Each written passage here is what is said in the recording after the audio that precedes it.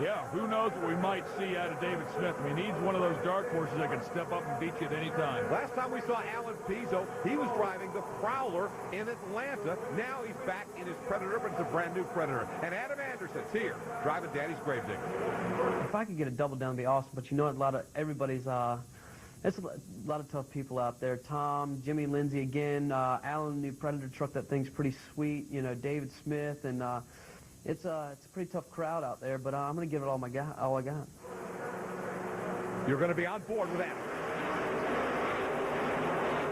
You see right away with that shift, he went from first to second gear almost immediately. Adam looks very fast. Predator's in trouble. Now this is going to hurt if he doesn't get out of the way. Where's Adam going to go?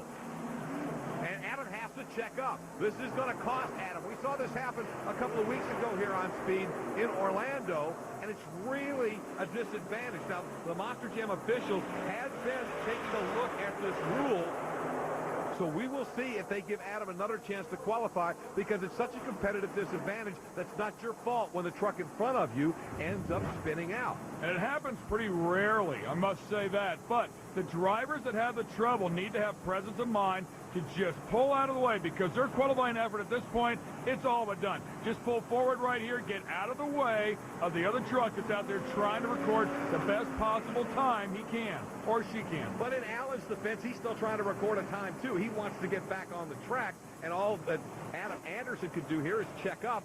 Totally ruins his run.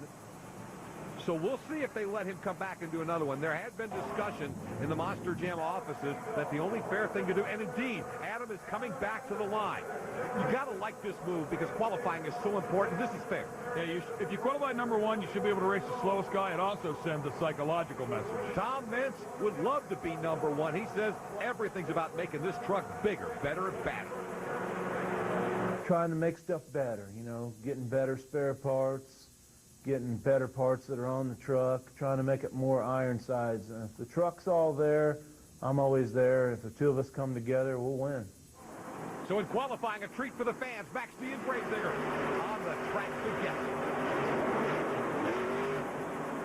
They both want to be fastest, Ken, but these two guys do not want to lose to each other.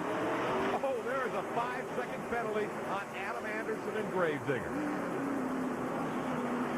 All he can do now is keep working and get what he can, but that 5 seconds is going to cost him. He does beat Tom across the line, but his time will have 5 seconds added on to it, and look at that. Maximum Destruction knocks Bounty Hunter off the number one spot. 20.12. Tom Mintz is the fastest qualifier. Yeah, about 4/10 quicker. That's a pretty big difference on a track that only takes 20 seconds to go around. On board with Adam Anderson and Gravedigger. Love this shot. You can see what he's doing as he goes over that pole. And Adam knew he hit it. All you can do is just keep in the throttle now. Much like Orlando, very sandy, loose track here, but these guys will be able to flat track through there. And when you flat track through there, you have to throw caution to the wind. You really have to pitch the truck in hard, and you have to hope you hit it right. Unfortunately, he just missed it. Brendan Price is with our fast qualifier. Right, Tom, you're the fastest qualifier tonight, 2012. Obviously, those better parts are working for you. You're fast.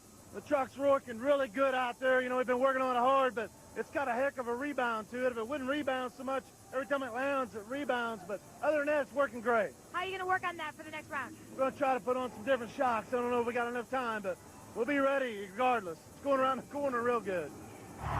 So the field is set. The qualifying times are locked in. Now it's time to go racing. Round one coming up next. Welcome back to Reliance Stadium, Houston, Texas. I'm Scott Douglas.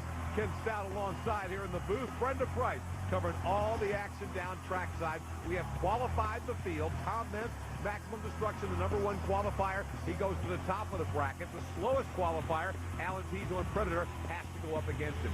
No surprise, Alan a little bit slow because he's trying to dial in a brand new piece. We asked him to tell us all about it earlier. This is a brand new truck for this year. It's the first new truck I've had for myself in 12 years. Built this truck from the ground up. Every last piece of it I put together myself. I've changed up quite a bit of things in this compared to my other truck. I've lowered the motor down 18 inches, moved it forward another 12 inches to try and equalize out flying right. The chassis is real low slung, so that way the center of gravity for actually doing donuts helps out. Plus, in the roundy round style races, when you come to the corners, you want to get that center of gravity down as low as you can. So we've set this truck up for racing more than anything else to get that center of gravity down low. The body is different. It's actually using a 07 Dodge body because the windshield is laid back so far. I wanted to give it the look like it's really going fast, and even if it's in a pit party.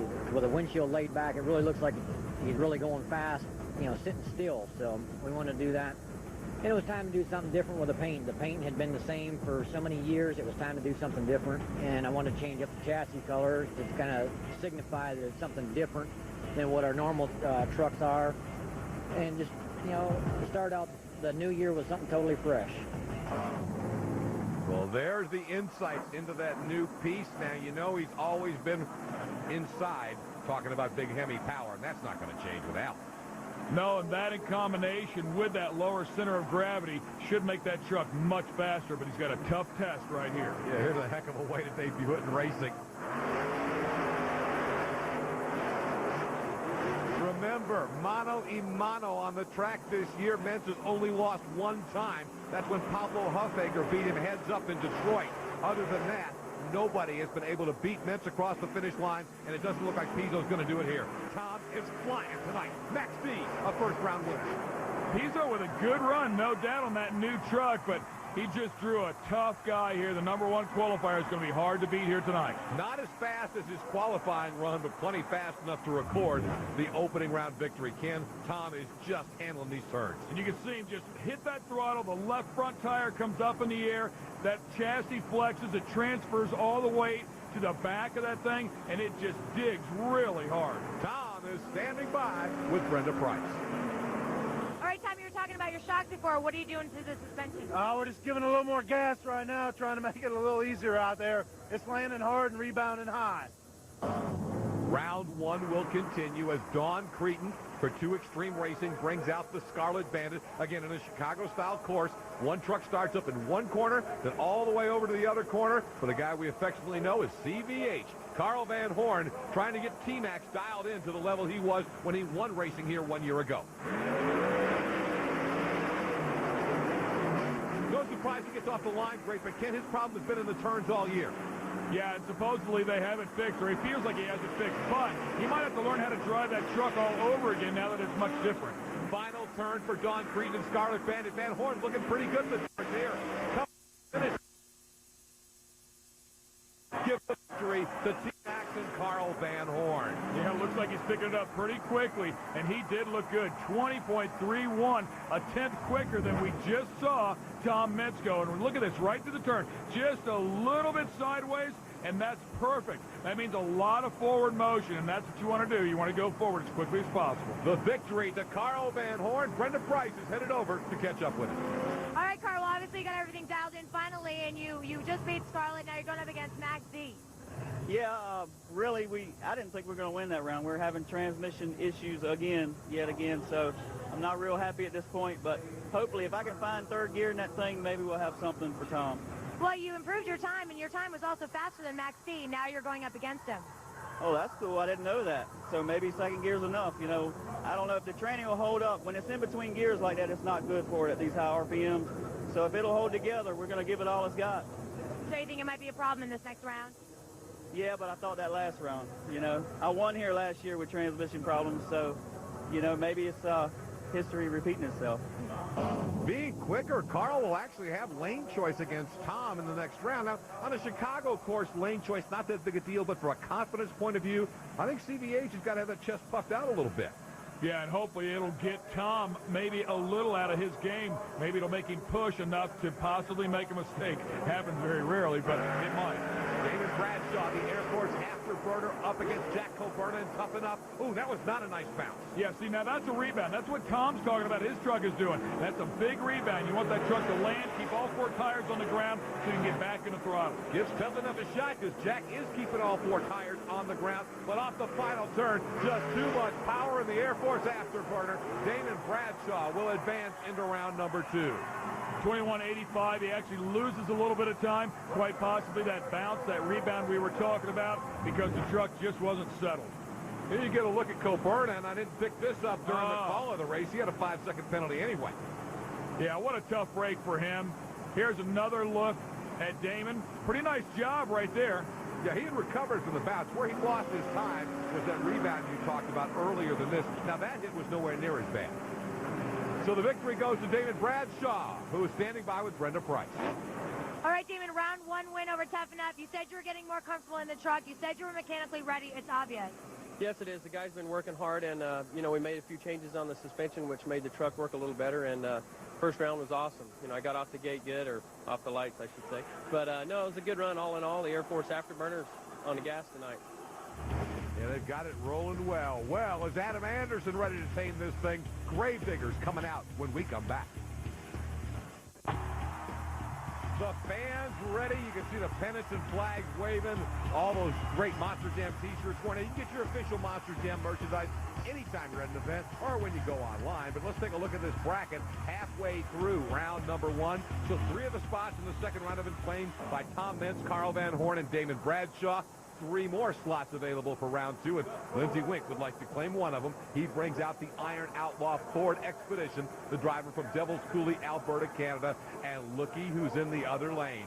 Adam Anderson and Daddy's Gravedigger number 20. Again, Adam subbing for his father, maybe for just 1 more week.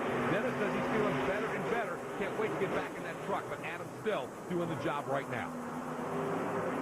Boy, this is a great race. You talk about 2 guys who are going to be superstars for decades in this sport. Lindsey Wink, Adam Anderson. I wouldn't be surprised to see these guys match up for a world championship somewhere down the road. Here it's round 1 in Houston, and Lindsey got it. Lindsey Wink and the Iron Outlaw is going to put Gravedigger on the trailer. Look at the time. 1969, man. That is getting around there. And look at that truck. Perfect attitude. Again, that left front tire bobbling just a little bit. Wow, he almost missed the stack completely there. That's a close call. If he doesn't get both wheels up that ramp, that's a 5-second penalty. The officials have looked at it. They say he did. And how about Adam Anderson? His run had to be under 20 seconds, but he loses. And there's just so many lateral G's there that Lindsey was carrying on the exit of that turn. I mean, that truck was flying. Iron Outlaw has served notice to Tom, to Jimmy, to everybody else. He's a player tonight. Well, now David Smith gets a bye run because Pouncer could not make the call. They put Dale Mitchell's truck on the 1-minute clock. He was unable to get it to the starting line. So this is kind of like a practice run for David Smith and King Crunch to dial in. He knows he'll be in round number 2 unless he got disqualified, and that's not going to happen. It doesn't look like nice and smooth right here. Yeah, the Fiesta King Crunch looking pretty good. I'm not sure. And, of course, it's unfair to kind of test him at this point. He didn't have anybody to race against, but I'm not sure he's in that level speed-wise with Lindsey Wink, with Jimmy Cretin, and with Tom Mintz. Well, it shows it right there. I mean, Lindsey Wink was a full second quicker on this lap. And you can see the side of the truck. I mean, the truck's just not going through the turn quite as fast. The track's getting good, actually. I mean, it's just trying to build the confidence back in, and I'm not used to running a canopy on the truck, so it's a little heavier up top. And it took me a second to get figured out exactly how I wanted to run it. But, yeah, luckily, I mean, unfortunate for him. I think he broke a power steering line or something like that, but is what it looked like when he was going to the line, and lucky for me. Any strategy for round 2? Go fast, turn left. That's a philosopher. That's a philosopher. That's a good one, man. Last time we saw Lee O'Donnell was on the stage in Orlando accepting the trophy as the racing winner there. Well, if he's going to do it here, he's going to have to go through some heavyweights. And it begins with Jim Cretin and the Bad Fast Bounty Hunter.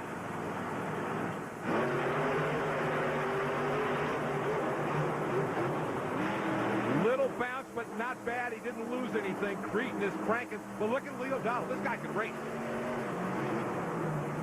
The final turn's going to determine it. Ken O'Donnell's in the game. Taz makes the turn. Here comes Cretin. He'll go to all that horsepower, and it'll be enough problems on the final turn for Lee O'Donnell. I think he just had to push so hard, knowing he had to be flawless to beat Jimmy Cretin. 1975, another spectacular run here out of the Bounty Hunter. Yeah, Lee O'Donnell was in the hunt. I'm telling you, right up to the last turn, I thought he might actually pull it off. But the final turn, he missed it, and again, maybe just the pressure of having a shot at Jimmy Cretin and the Bounty Hunter, being competitive, but knowing he had to come up with a little something extra, unable to find it. Bounty Hunter advances to round 2. Round 2 has got 6 bad hombres, and we're going to see them face off next.